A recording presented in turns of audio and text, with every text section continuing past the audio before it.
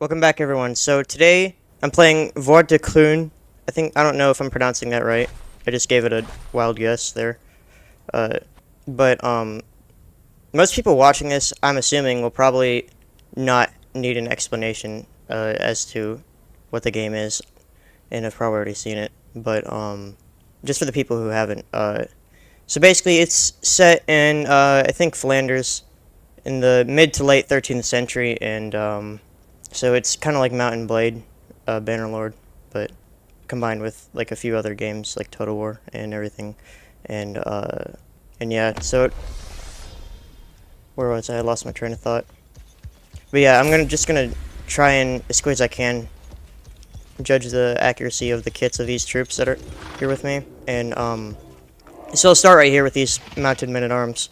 Right off the bat, you can see that most of them, not most of them, maybe a good half of them aren't really wearing helmets, which isn't right. Just the male coifs.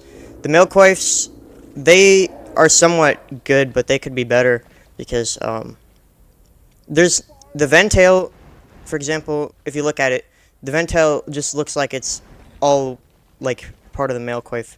Maybe I could be wrong. That could be something that was around during this time period, but it just doesn't really look right to me. The shape overall, how much it covers of the face and everything like that, is actually quite good. But I don't know. It just looks. It also looks like there's not any padding underneath it, which isn't right. There's also a lot of people wearing nasal helms and open-faced helmets, like kettle helmets and things like that, on horseback as well, which isn't ideal for on horseback. I mean, it was done, of course, but the infantry are somewhat pretty good as far as their kits, except for the kite shields. Those kite shields, I'm pretty sure, are from the 11th century, like the mid to late 11th century, and they probably weren't used by anyone anymore at this point. And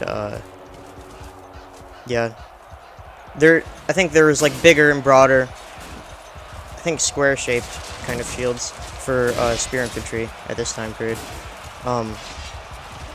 But another thing is you just see a lot of mail mittens. I don't think I've seen any fingered mail gauntlets yet in this game, and that's, I think, is a problem. Of course, mail mittens never really stopped being used. Like, they kept on being used for as long as armor was used, pretty much. I mean, to some extent.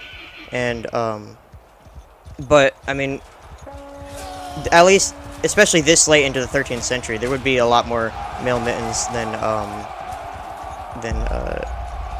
I mean, mail fingered gauntlets than mailed mittens. So basically, that's an inaccuracy, I think.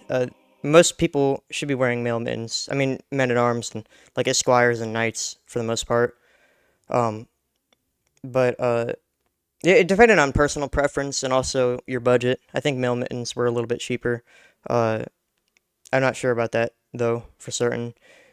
But the great helms, for the most part, like the shapes of them, seem to be somewhat good. I think I noticed that a lot of the units, like there's units of crossbowmen that are just men-at-arms, which is a bit weird. There's no way they didn't do that on purpose. But yeah, for the most part, it seems pretty good. There is a lot of things that are correct. Like, I mean, I guess I'm judging only the things that are incorrect, but a good, what, I don't know, I'm not going to guess a percentage, but most of the things in this game are pretty much historically accurate for the time period. Another thing that you don't see that probably should be around at least a little bit are ALATs, I'll put an image of it, but they came around in about the mid 13th century, and I mean, so I think this game is set in like the mid to late 13th century. Correct me if I'm wrong, but so those should be there. So yeah, off the top of my mind, that's pretty much all I can think of to judge that's inaccurate. I mean, there's probably more in the game that I haven't seen, but from what I have seen, I mean, that's about all I can say about it. So I'll probably be doing more videos about this game in the near future as well. I mean, for the most part, in the near future. And so yeah, I hope you guys enjoyed that, and I'll see you guys in the next one.